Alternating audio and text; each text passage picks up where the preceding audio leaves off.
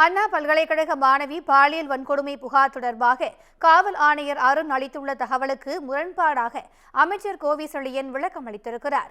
இருவருடைய கருத்துக்களையும் தற்போது பார்க்கலாம். ஈவினிங் 4 மணிக்கு நமக்கு ஒரு 100 கால் வருது. அண்ணா யூனிவர்சிட்டி மாணவி கால் பண்ணுறாங்க. அந்த 100 காலை பேஸ் பண்ணி நம்ம போலீஸ் டீம் அண்ணா யூனிவர்சிட்டிக்கு போகும்பொழுது அங்கே அண்ணா யூனிவர்சிட்டியில் போஸ்ட் டீம்னு ஒரு கமிட்டி, அதாவது ப்ரிவென்ஷன் ஆஃப் செக்ஷுவல் ஹராஸ்மெண்ட்டுக்கு ஒரு கமிட்டி இருக்கும். அதில் இருக்கக்கூடிய ப்ரொஃபஸரும் அந்த பாதிக்கப்பட்ட மாணவியும் இந்த கம்ப்ளைண்ட் கொடுக்குறாங்க. அவங்க கொடுத்த கம்ப்ளைண்ட்டை பேஸ் பண்ணி எஃப்ஐஆர் போடுறோம். அந்த மாணவி பல்கலைக்கழகத்தில் புகார் அளிக்காமலே, போஸ்ட் கமிட்டியில் புகார் அளிக்காமலே போலீஸ் ஸ்டேஷனில் கம்ப்ளைண்ட் பண்ணிருக்காங்க. 100 கால் அப்படி ஒன்றும் தகவல் இல்லை. அப்படின்னா காவல்துறை விசாரணைக்கு உட்பட்டது. அதிகமான செய்திகளை பத்திரிகையாளர் கூட்டத்தில் நான் தெரிவித்து என்பது அதுக்கு விசாரணைக்கு முகந்ததாக நிச்சயமாக சொல்லவில்லை. அது உறுதியாக சொல்லலாம். அது எங்க இல்லை போஸ் கமிட்டிக்கு சொல்லவில்லை என்பதை 100க்கு 100 அறுதியிட்டு சொல்கிறேன். சொல்லவில்லை.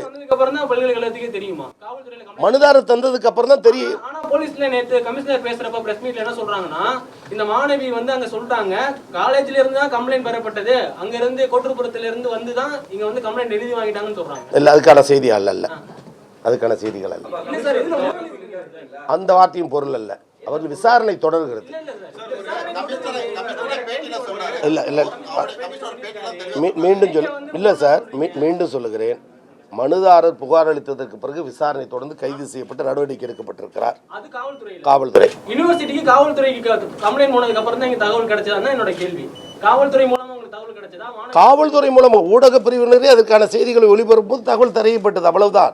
அப்ப காவல்துறையில கம்ப்ளைண்ட் ஆயிருக்கு, நாங்க செய்தி போட்டதுக்கு அப்புறம் தான் யூனிவர்சிட்டிக்கு தகவல் கிடைச்சிருக்கா? தகவல் தெரிய வேண்டிய காலம் அதுதானே. அப்பனா போலீஸ் என்ன சொல்றாங்கன்னா, அதுதான் விசாரணை இருக்கிற செய்தி என்று கவுண்டர் பண்ண வேணாம்.